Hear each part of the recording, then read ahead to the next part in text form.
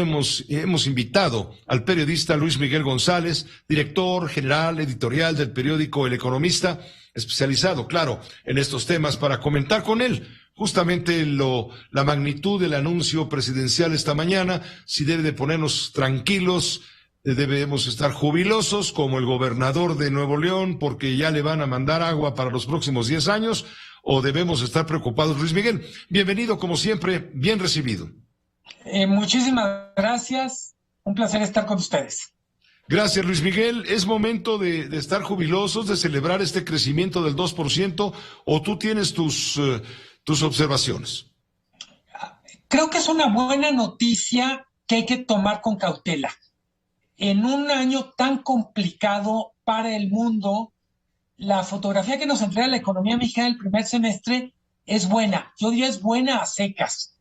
Hay que recordar, Pepe, tan solo a fines del año pasado, el pronóstico de Hacienda era que la economía mexicana crecería más de 4% este año. Un 2%, un 1.9% es bueno considerando todo lo que está pasando, pero falta mucho. Estamos entrando en la parte más complicada del año. No hay absolutamente ningún experto, ningún organismo que pase por alto el hecho de que el segundo semestre va a ser muy complicado y que 2023 también es cuesta arriba.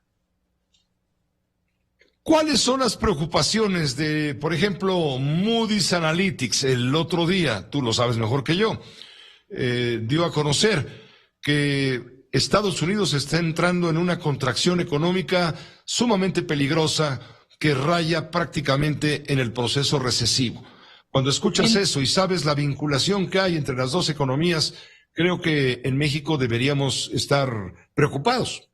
Sí, creo que una de las lecturas un poco absurdas de la cifra de hoy es comparar México con Estados Unidos como si fuera una competencia.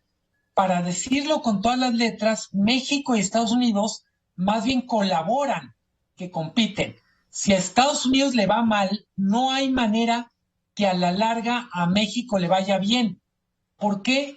Porque 30% de nuestro PIB directamente depende de la economía de Estados Unidos, y lo podemos decir hasta simbólicamente.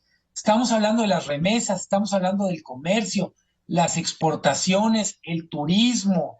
No hay México, mejor, te interrumpo, México es adicto a las remesas. A las remesas y al comercio exterior, Pepe. Sí.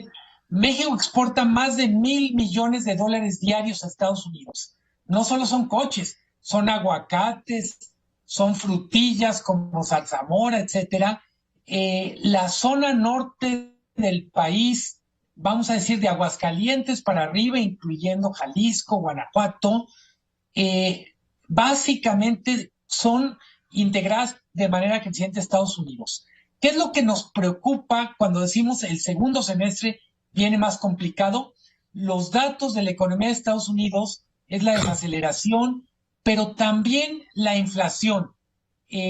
¿Por qué hablar de la inflación en un momento en que el dato económico es de crecimiento? Pues porque mientras la inflación esté fuera de control, vamos a necesitar una política monetaria muy restrictiva, tasas de interés en México y en el mundo, y eso significa menor crecimiento. Con inflación alta y decisión de combatir la inflación, vamos a tener que poner en pausa estos datos de crecimiento hasta que no se controle la inflación. Esa es la realidad económico-financiera que tú estás detectando, por supuesto, que de alguna manera coloca las cosas en su sitio luego del optimismo presidencial manifestado esta mañana. Yo te quisiera preguntar, ¿hay riesgo de una recesión? Porque me llamó la atención de que en junio se registró un alza en los empleos. Quiere decir que se está moviendo la economía de manera favorable. Sin embargo, con lo que está pasando en Estados Unidos, ¿crees que también, si allá les da el catarro, aquí nos termine por dar pulmonía en lo que resta del año? Si Estados Unidos entra en recesión, es casi imposible que México escape ese vamos a decir, ese hoyo negro, ese imán gigante.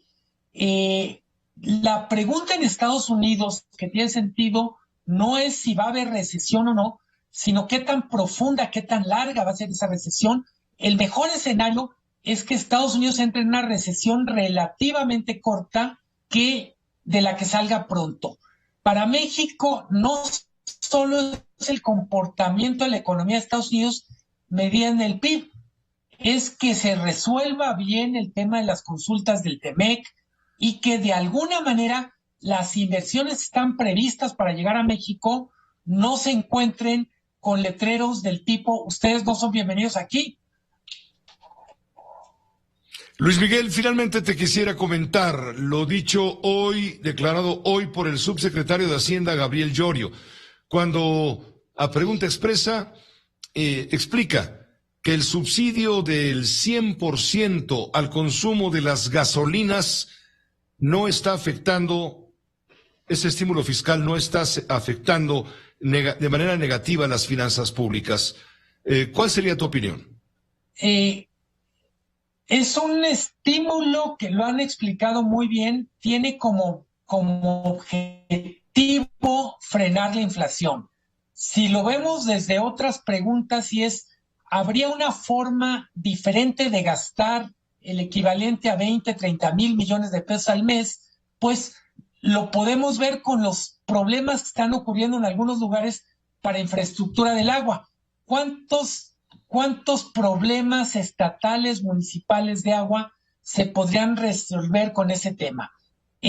No es una decisión disparatada usar recursos públicos para que la inflación no se dispare, pero no es la única forma de usar esos recursos, y yo creo que la discusión está muy lejos de estar saldada con una declaración del presidente o de la Secretaría de Hacienda. Hay mucho que abordar sobre ese tema, y la verdad es que tarde o temprano le vamos a tener que entrar a esa discusión. Muchas gracias, Luis Miguel. Como siempre, tener la oportunidad de escucharte es un privilegio. El privilegio es mío, como siempre. Muy buena tarde, buen fin de semana.